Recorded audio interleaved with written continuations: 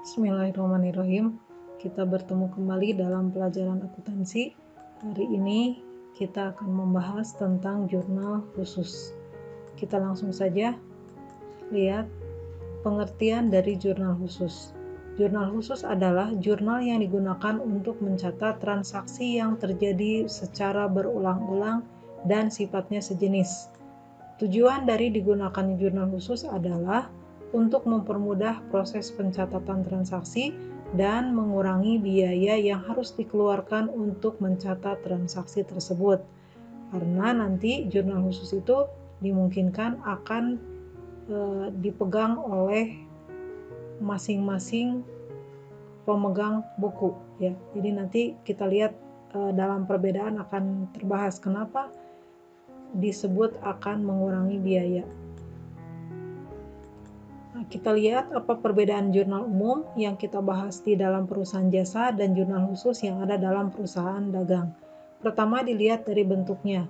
Kalau dalam jurnal umum, bentuknya itu terdiri dari 5 kolom. Sementara di dalam jurnal khusus, kolom-kolom itu nanti akan disesuaikan dengan kelompok transaksi yang sifatnya sejenis. Yang kedua dilihat dari pencatatannya. Kalau dalam jurnal umum, dicatat secara kronologis mulai dari tanggal yang paling kecil sampai nanti akhir bulan. Sementara untuk jurnal khusus, transaksinya ini dicatat ya sesuai dengan jenis transaksinya ya, baik itu penjualan maupun nanti pembelian. Kemudian yang ketiganya, pemindah bukuan ke dalam buku besar atau posting. Kalau dalam jurnal umum, posting biasanya dilakukan setiap kali terjadi transaksi. Tetapi kalau di dalam jurnal khusus, pemindah bukuan itu dilakukan secara periodik, yaitu pada akhir bulan.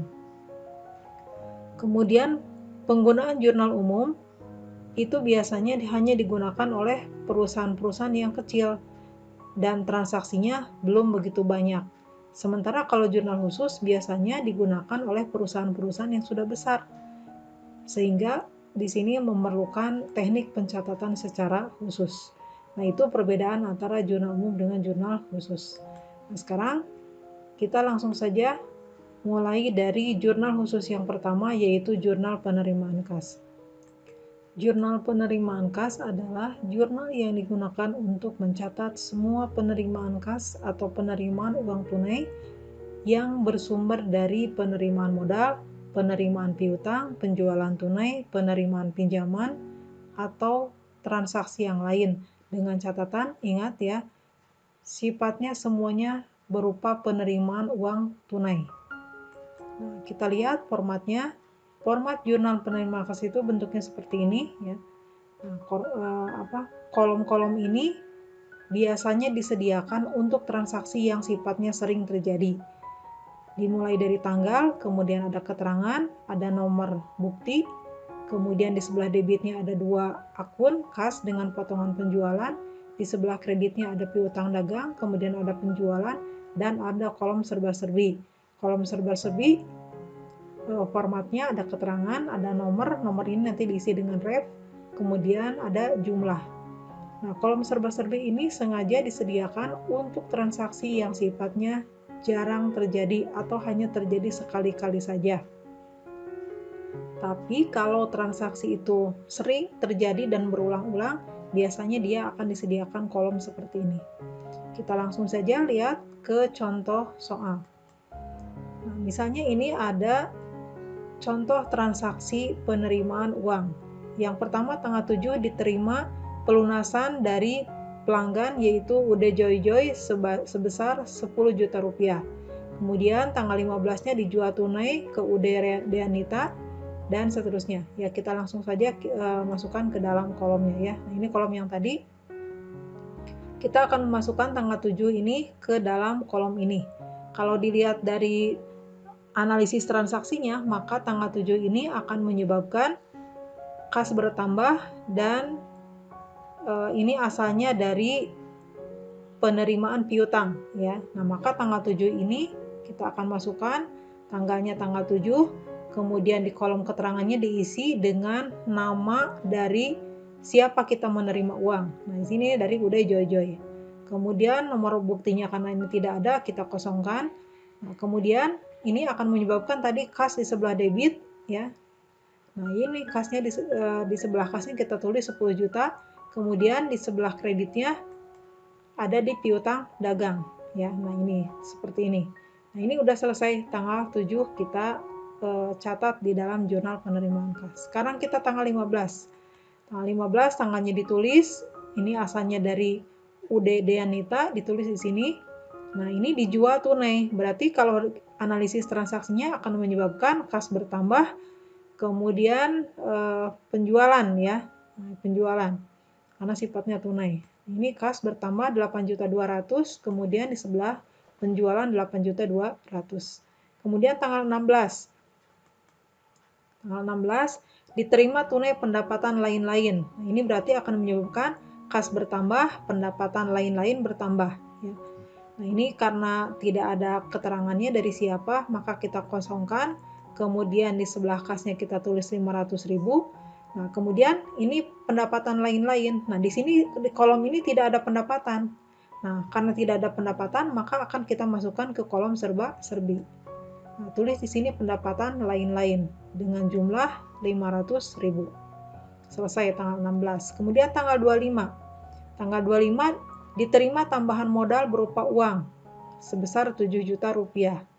Kita masukkan tanggalnya, tanggal 25, keterangannya kosong, kemudian kasnya 7 juta. Nah, ini modal. Modal juga di sini kolomnya tidak ada. Maka kalau tidak ada, kita masukkan ke dalam serba-serbi. Nah, ini modal, ya, jumlahnya 7 juta. Nah, ini selesai kita bukukan, dan terakhir nanti kita akan menjumlah, ya.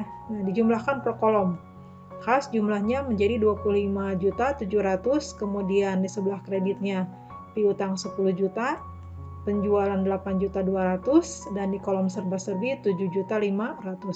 Nah, nanti kita akan meng-cross check sebelah debit harus sama dengan sebelah kredit. Ya, ini 25.700.000, ini kalau dijumlahkan juga jumlahnya sama dengan ini.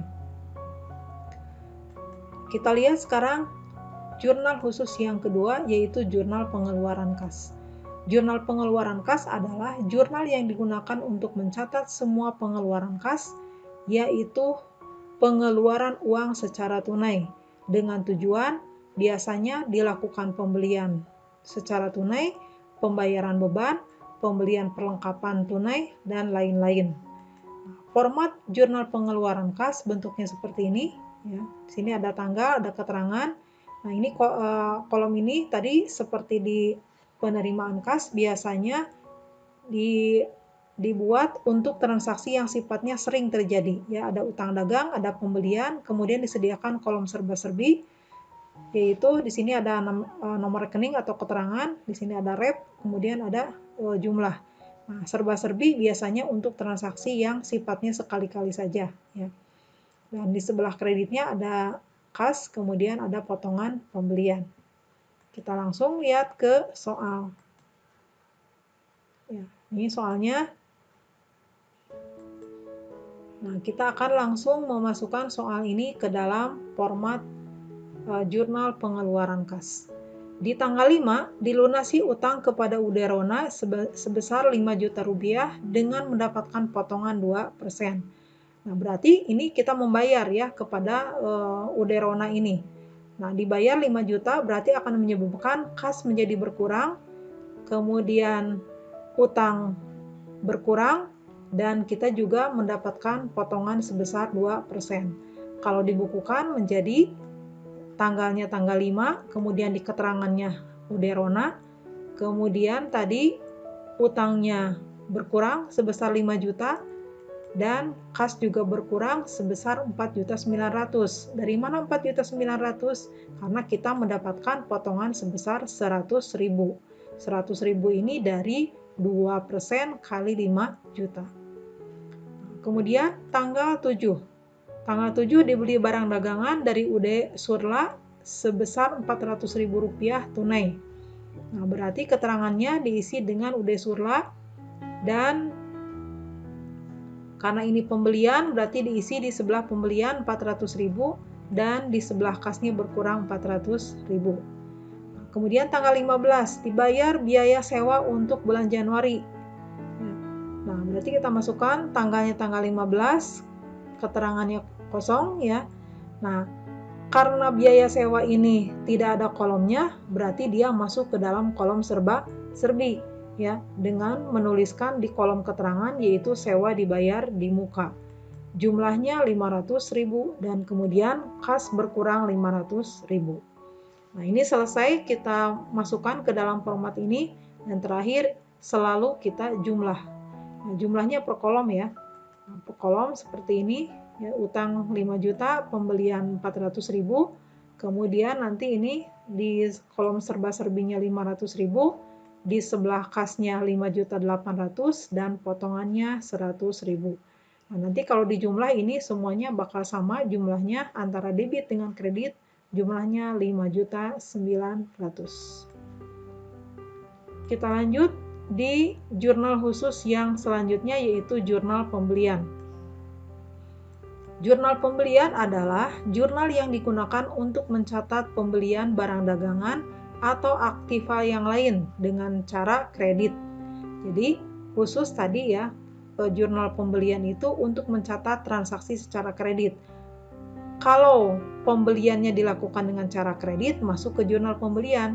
Tapi kalau pembeliannya dilakukan dengan cara tunai, berarti dia masuk ke pengeluaran kas. Nah, itu ya bedanya. Nah, ini formatnya jurnal penjualan. Formatnya seperti ini, ada tanggal, ada keterangan, ada nomor bukti. Di sebelah debitnya yang transaksi sering terjadinya adalah pembelian. Kemudian ada kolom serba-serbi untuk transaksi yang hanya sekali-kali terjadi. Dan di sebelah kreditnya ada utang dagang. Kita lihat contoh soal dari jurnal pembelian. Nah, ini ada 3 soal ya, pembelian yang dilakukan dengan cara kredit. Nah, kita akan coba langsung memasukkan ke dalam format jurnal penjualan. Hal yang harus kalian ketahui ya, ketika nanti membaca soal, kalau ternyata seperti yang pernah Ibu bahas di pertemuan sebelumnya, untuk membedakan mana yang tunai dan mana yang kredit, nah, kalau kredit biasanya ada ciri ini, ya, ada ciri syarat pembayaran. Atau kalau nanti kalian ada bukti yang berupa faktur, ya itu pasti pembeliannya dilakukan dengan cara kredit. Nah, kita masukkan yang tanggal 3 ini, ya. Tanggal 3. Nah, kalau dibeli barang dagangan secara kredit, maka akan menyebabkan utang kita bertambah dan kemudian akan ada pembelian. Nah, kenapa pembelian? Karena yang dibelinya adalah barang dagangan. Tanggal 3 Januari, keterangannya diisi dengan Uderona. Kemudian karena di sini ada nomor surat bukti, ya, kebetulan ini ada, kita masukkan ke sini 101. Nah, kemudian yang 7 jutanya masukkan di bawah pembelian dan di sebelah kreditnya adalah utang dagang. Nah, kemudian yang kedua tanggal 7 dibeli barang dagangan, ini masih barang dagangan ya dari UD Surla. Ini juga sama secara kredit dengan ciri di sini ada syarat pembayaran. Kita masukkan di sini UD Surla, nomor surat buktinya kebetulan tidak ada. Nah, berarti di sini dari transaksi ini akan menyebabkan pembelian bertambah dan utang juga bertambah. Kemudian tanggal 28 dibeli secara kredit perlengkapan. Nah, awas ini ingat perlengkapan. Kalau dibelinya perlengkapan, jangan menggunakan akun pembelian, tapi gunakan akun perlengkapan. Pembelian ini khusus untuk transaksi pembelian barang dagangan. Berarti tanggal 28 kita masukkan ya, keterangannya kosong. Surat buktinya juga tidak ada. Nah, maka karena di sini kolom perlengkapan tidak ada, berarti dia akan masuk ke kolom serba-serbi. Nah, ini tulis ininya keterangannya perlengkapan. Jumlahnya 1 juta rupiah dan utangnya bertambah 1 juta rupiah. Kalau sudah selesai, selalu kita jumlah ya. Ini jumlahnya pembelian 1.100.000. Kemudian kolom serba-serbinya 1 juta, dan di sebelah utang jumlahnya 2.100.000, sehingga jumlah antara debit dengan kredit sama ya. Yang sebelah debit berarti 1.100.000 ditambah 1 juta. Ya, jumlahnya menjadi 2.100.000. Kita lanjut di jurnal penjualan. Jurnal penjualan adalah jurnal khusus yang digunakan untuk mencatat penjualan barang dagangan atau barang yang lain secara kredit. Formatnya biasanya bentuknya seperti ini ya. Ada tanggal, ada nomor faktur, ada keterangan, kemudian ada ref, ada syarat pembayaran, kemudian di sini ada piutang dagang dengan penjualan. Nah, perlu kalian ketahui kenapa ini ada 2 akun tapi ada dalam 1 kolom. Nah, awalnya piutang dagang dengan penjualan ini ada 2 kolom. Ya, piutang sebelah sini, ya, sebelah kiri.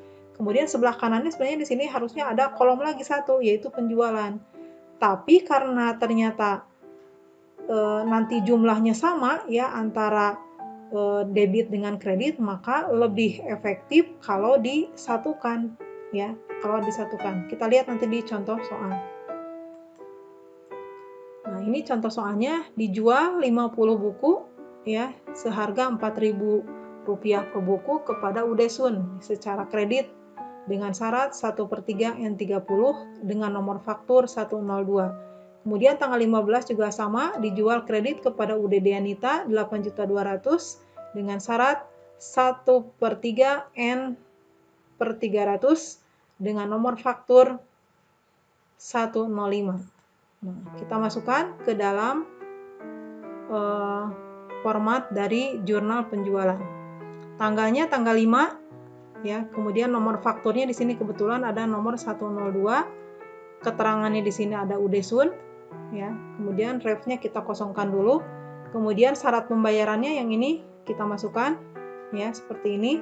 Nah, dari transaksi ini menyebabkan ya piutang bertambah, penjualan juga bertambah ya. Nah, ini akan kita masukkan jumlah yang 4.000 kali 50 ya. Jumlahnya adalah 2 juta.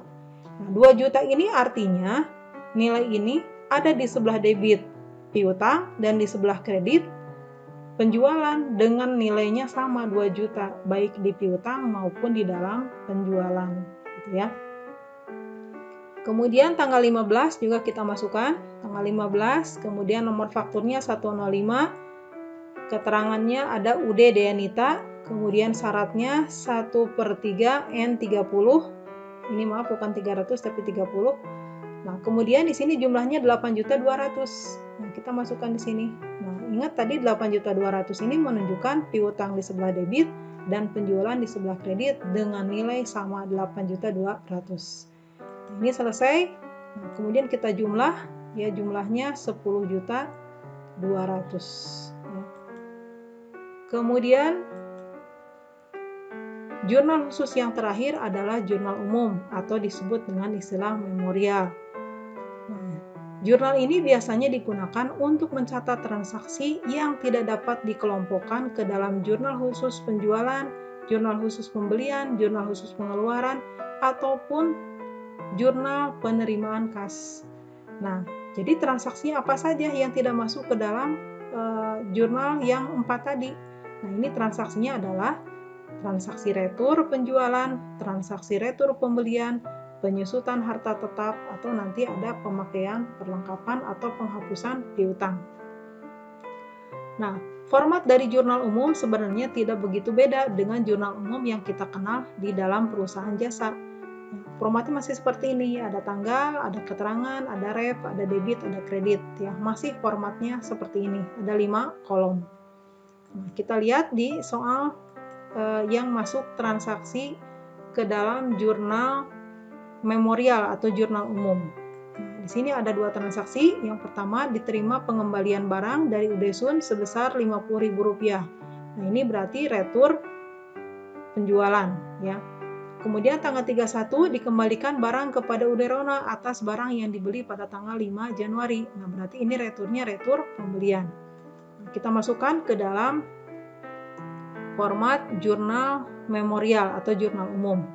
Nah, tanggalnya kita isi tanggal Januari tanggal 17, kemudian ingat ya, ketika menggunakan jurnal umum, selalu penulisannya nanti tetap berlaku, debit lebih ke kiri dan kredit lebih ke kanan. Ya. Nah, dari sini berarti ketika diterima pengembalian barang akan menyebabkan di sebelah debitnya ada retur penjualan, ya. Kemudian nilai dengan di sebelah kredit piutang dagang.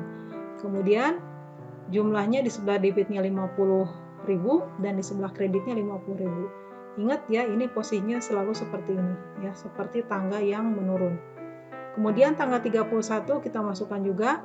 Nah, kalau ini di sebelah debitnya utang berkurang dan nilainya 200.000 di sebelah debit dan yang di sebelah kreditnya adalah retur pembelian. Jumlahnya di sebelah kredit ditulis seperti ini. Ya. Kemudian nanti kita jumlah antara debit dengan kredit dengan nilai harus selalu sama. Ya. Nah, itu saja yang bisa Ibu sampaikan untuk hari ini. Kita akan perdalam nanti di dalam latihan soal. Ya. Billahi taufiq wal hidayah. Assalamualaikum warahmatullahi wabarakatuh.